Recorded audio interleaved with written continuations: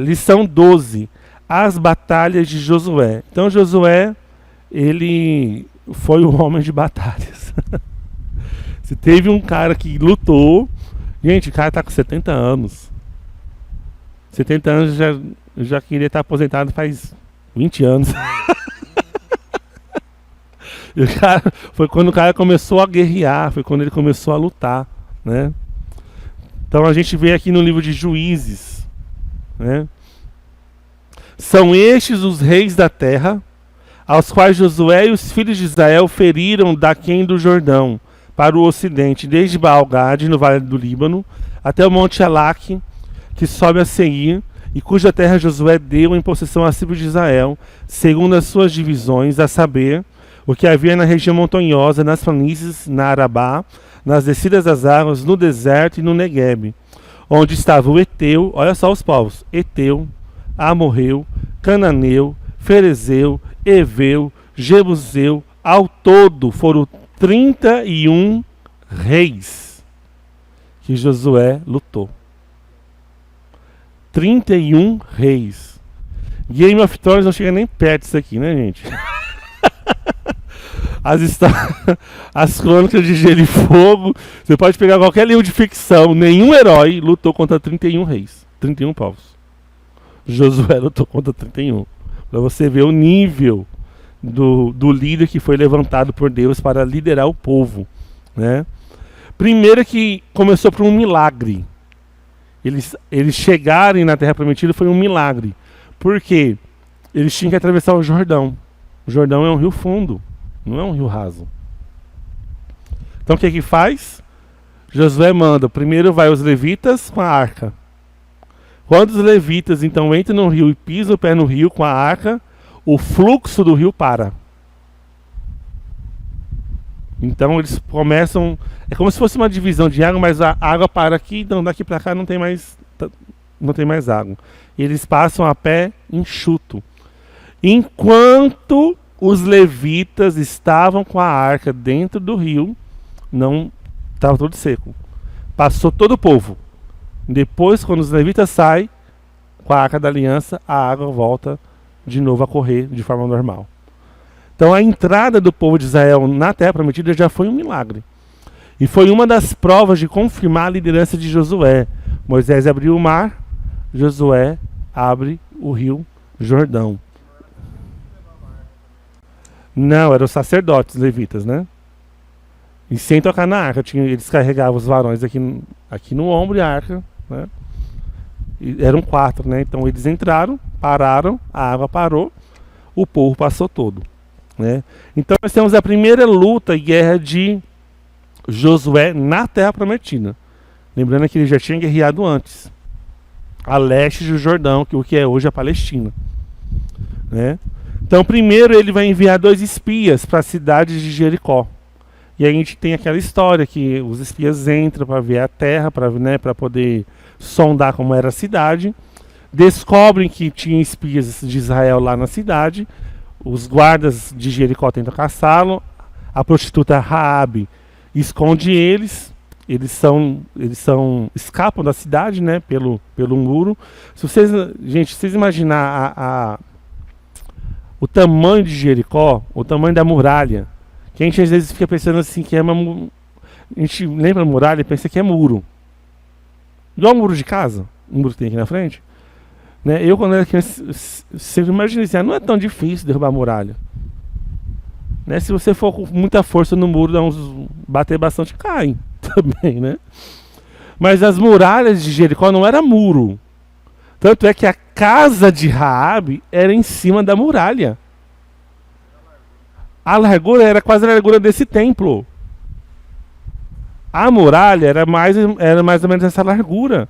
Então não era uma parede, era uma construção que morava pessoas. Os guardas ficavam lá em cima vigiando, andavam, tudo. É muito grande, não é uma coisinha qualquer, né? Não é um murinho. Então eles escapam ali através de Raabe, uma prostituta que em troca ela e a casa dela são salvas, né? E aí Deus manda fazer algo extraordinário. Ó, vocês vão fazer o seguinte: o Que não tinha, Israel não tinha condições nenhuma. Não tinha condição militar e não tinha condições de engenharia de construir qualquer coisa para poder invadir a cidade. Tanto é que é a primeira vez que Jericó é conquistada é dessa vez, porque ninguém nunca tinha conquistado Jericó. Que era impossível na época. A muralha era muito fortificada. Então qual que foi a orientação de Deus? Vocês vão dar 6 voltas, uma volta, né? São 6 dias de volta. Cada dia vocês vão lá e dá uma volta. Então foi 6 dias, o povo ir lá e, em silêncio, só dar uma volta. Fique imaginando a cabeça do povo de Jericó. Esse povo é doido. Tá, só fica andando, sem fazer som nenhum. No 7º dia, Deus mandou eles dar 7 voltas. 6 voltas eles iam tocando. E na 7ª volta eles iam gritando. Quando chegou na 7ª volta e eles gritam, as muralhas caem. Todas as edificações vêm abaixo. Eles invadem a cidade e conquistam a cidade. Então outra vez a gente vê o poder de Deus operando ali na vida, através da vida de Josué, na liderança de Josué. Josué era uma cidade impossível de conquistar e eles conquistaram.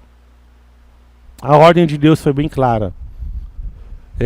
Como eu já expliquei sobre primícias, tudo que é primeiro deve ser consagrado a Deus. Então essa primeira cidade que foi conquistada pertencia a Deus. Tudo tinha que morrer, tudo tinha que ser destruído, consumido pelo fogo.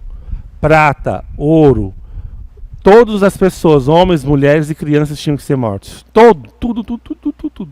Não é para restar nada. Beleza. Até então tudo bem, né? Destruímos tudo, matamos todo mundo, queimamos tudo. Quando vai para a próxima cidade, a gente vai entrar aqui no ponto 2, que é o pecado de Acã. Eles vão lutar contra a cidade de Ai. Vamos supor, você fazer uma comparação. Imagina que Jericó era a cidade do Rio de Janeiro. Exército, marinha, aeronáutica, um monte de recurso. E que Ai era a reserva do Cabaçal. Tipo assim, nem vamos com todo mundo não. Pra que gastar todo, né? Pra que cansar todo o exército, né? Vamos mandar só um pouco de homens que a gente consegue. A gente conseguiu conquistar Rio de Janeiro. O que é reserva do Cabaçal perto do Rio de Janeiro? Só que eles vão guerrear e perdem a guerra. Né? Não foi nenhuma. Eles poderiam ter ganhado. Teoricamente, tecnicamente, espiritualmente, eles deveriam ter ganhado na guerra contra Ai. O que derretou eles não foi eles subestimarem o povo. O que eles erraram e Josué errou é de não ter consultado a Deus antes. Exatamente. De não ter perguntado para Deus, o que a gente vai fazer aqui? Porque na primeira vez Deus passou a orientação. Se Josué tivesse perguntado a Deus, como a gente vai fazer assim? Deus ia falar assim, olha, vocês nem vão, porque tem um no meio de vocês que não me obedeceu e não consagrou o que tinha que ser consagrado. Então eles voltam, perdem a guerra, e Josué aí então vai procurar Deus. Deus, o que aconteceu? Aí Deus, pois é, então, né? Tem um no meio de vós que me desobedeceu.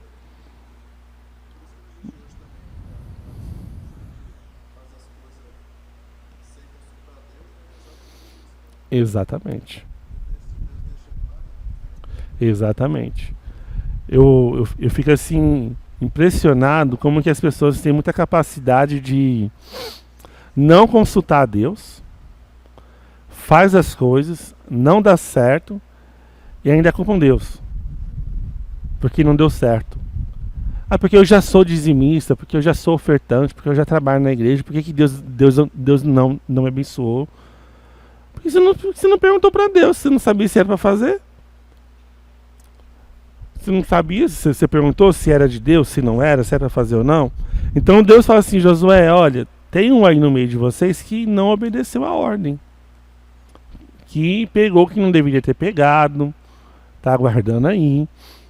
E aí, enquanto isso não ser resolvido, vocês não vão vencer nada. Então a questão não foi nem tanta subestimação do povo, mas foi a questão de não pedir a orientação de Deus, que se tivesse pedido, Deus ia falar. Tanto que depois, quando perguntou, ele falou. Então eles usaram o Urim e Tumim, é um tipo, vamos supor que seriam como jogar dados hoje em dia, tirar sorte. E aí foram usar e chegaram na pessoa de Acã. E descobriu que ele roubou, pegou prata, pegou ouro, pegou vestes e escondeu na tenda dele. A ordem de Deus é apedrejem ele em público, pegue sua família, queimem vivo e queime o resto das coisas, tudinho que ele pegou. E assim aconteceu. Acã foi apedrejado, sua mulher, seus filhos e todos os bens foram queimados, destruídos, consagrados ao Senhor. Então a gente vê que Deus, ele... a gente olha assim no passado e assim, nossa, mas Deus era terrível, né? Hoje em dia Deus não manda queimar as coisas. Mas hoje em dia você também não vê muralhas caindo. Eu acho muito interessante, pode ser até meio irônico, mas eu gosto muito de filmes de super-herói. E os irmãos Foley não me chamaram para assistir agora.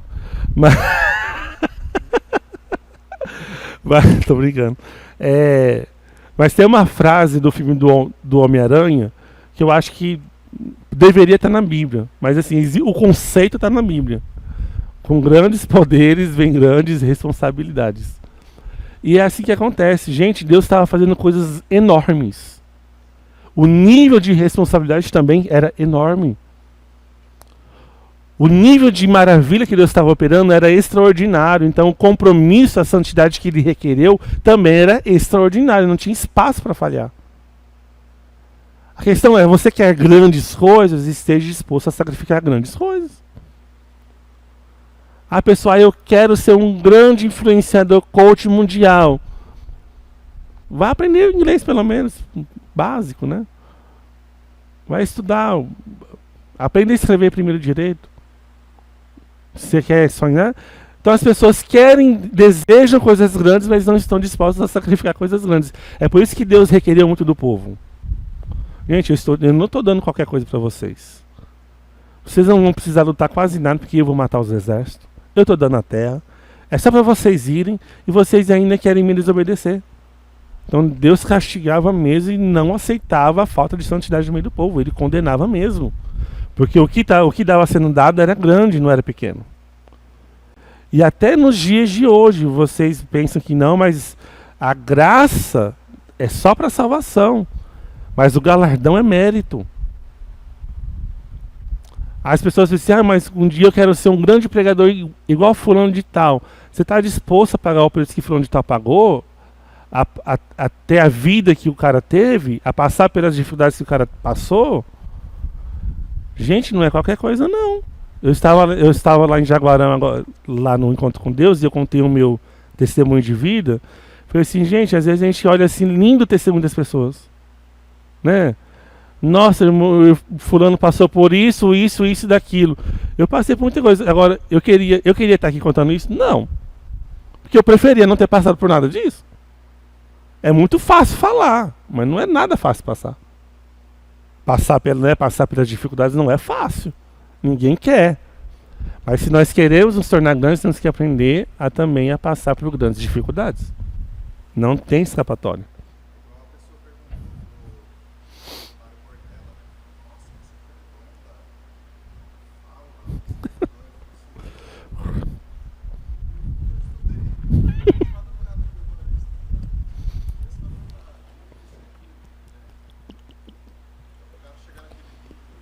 Uma vez eu ouvi um cara falando nas redes sociais que dom é o nome que o vagabundo dá pra quem se esforça. Eu acho que eu ouço tanta coisa. Porque é desse jeito, fulano canta bem, fulano toca bem, fulano prega bem. Mas porque Deus deu o dom pra fulano, não, filho. Você que é preguiçoso e não quer treinar pra poder fazer igual. Se você treinar, se capacitar, você também pode chegar lá. Muito simples. Mas aí a pessoa, o vagabundo, o preguiçoso, prefere... Porque quando você fala que é dom, fulano, você tipo assim, eu não posso porque eu não recebi. Então eu não me esforço porque eu não recebi de Deus. Não, tem nada a ver. né?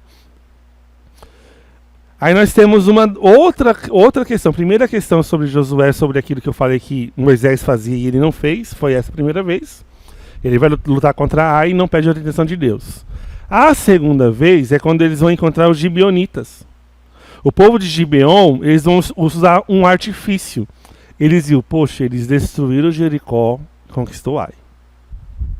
Jericó é impossível de conquistar, esse povo é forte. Eles vão chegar aqui e a gente está ferrado. Eles vão destruir tudo. O que eles fizeram? Pegaram umas pessoas do povo deles. E Gibeon era uma cidade pertinho onde estava o povo de Israel. Aí lá vem o teatro. Chegaram no povo de Israel como se fossem andarilhos de uma terra muito distante. Como se não fossem dali. E aí eles fazem um pacto com Josué e com a liderança de Israel. Olha, quando vocês nos encontrarem o nosso povo, vocês não vão nos matar. E Josué, pensando que eles eram de longe, olha, beleza. Não é daqui mesmo? Vamos fazer alguma aliança com um povo mais distante, né? Beleza, e foram. Fizeram esse pacto. Quando andam mais um pouquinho, quem que eles encontram? O povo gibeonita. Só que agora José já tinha feito o pacto. E eles tiveram que honrar o pacto. Eles não podiam matar os gibeonitas. Então transformaram eles em escravos. Porque não podiam matar, agora teriam que servir. Essa foi uma das falhas de Josué. Quando esse povo chegou, qual que era a função que José tinha que ter? Deus, o que eu faço com esse povo? Esses andarilhos que chegou aqui, eu faço pacto ou não faço? Josué também não consultou a Deus. Fez o acordo. E os gibeonitas foi uma pedra no sapato no povo de Israel. Porque Deus queria limpar a terra de todos os cananeus, de todos os povos, deixar só o povo de Israel. Mas aí em toda a história de Israel, agora os gibeonitas estavam ali. E eles eram idólatras. O povo de Israel chegou a casar com as mulheres deles, então contaminou o povo. Nos dias de hoje é quando você vai fazer uma parceria, uma sociedade, e você não pergunta para Deus. Aí você faz aliança com as pessoas. Tem pessoas que fazem aliança de casamento sem perguntar para Deus. Vive uma vida infernal depois. Porque não pediu orientação de Deus antes. Faz sociedade no negócio. Ah, não é de Deus, o negócio é de Deus e pá.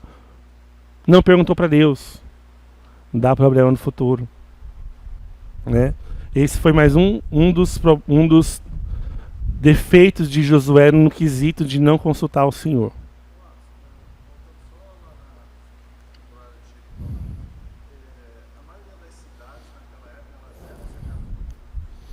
Nem todas. Vamos supor que as cidades que eram fortificadas eram... quanto maior a cidade, mais poder ela tinha muralhas, né? Então, assim, tinha cidades que não tinha porque estava crescendo, não tinha vilarejo. É igual eu falei, vamos supor. Temos Rio de Janeiro. Rio de Janeiro tem uma estrutura, tem várias coisas. Que aqui não tem. Mas se aqui começar a crescer muito, vai começar a ter coisas que lá também tem. Então, as muralhas representavam o porte da cidade, o tamanho dela, o poder dela. E normalmente era porque representava um centro de poder. Tinha um rei, tinha autoridades que controlavam outras cidades à volta, entendeu? Então era um sinal de poderio. Tinha cidades que não tinham, mas as grandes cidades que representavam poderes, né? E tinham seus reis morando ali, sim. Elas eram fortificadas. Tanto é que a gente tem Israel. Mas só a cidade que era morada era Jerusalém, que era a capital do império. Do reino, né? Então é por isso que a gente vai ter. Outras cidades também tinham, mas eram muralhas menores. Aí quanto mais vai crescendo, as muralhas vão enlarguecendo, vão ficando mais fortes, né?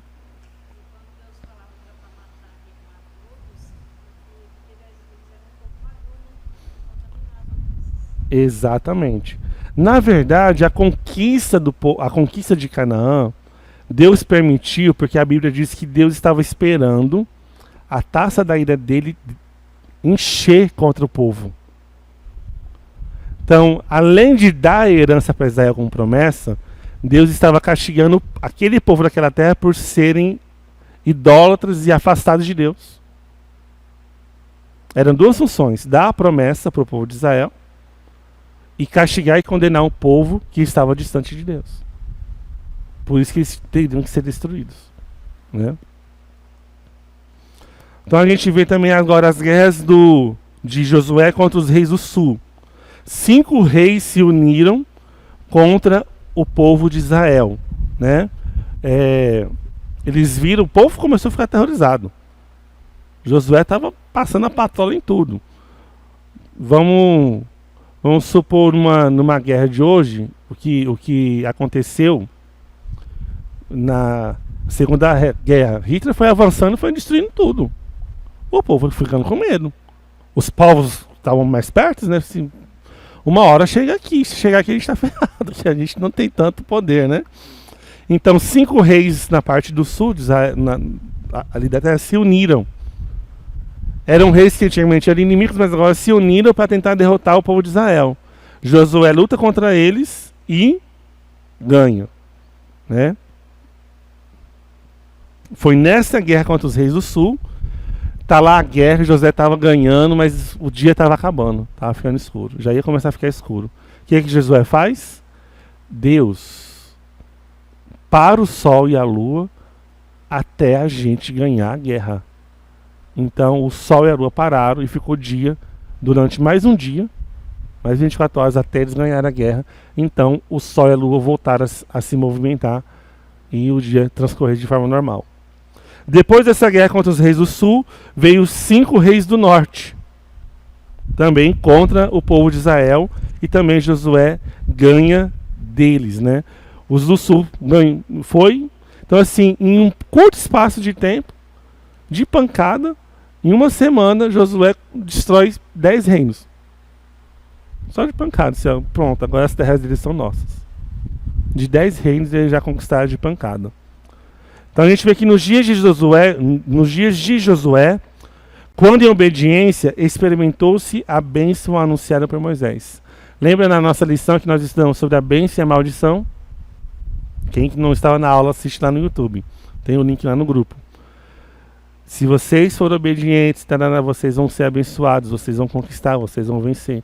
Então, durante essa vida de Josué, o povo foi obediente a Deus. Embora teve esses 2 episódios que Josué não consultou a Deus de forma completa, ele obedecia ao Senhor e Deus concedeu a vitória.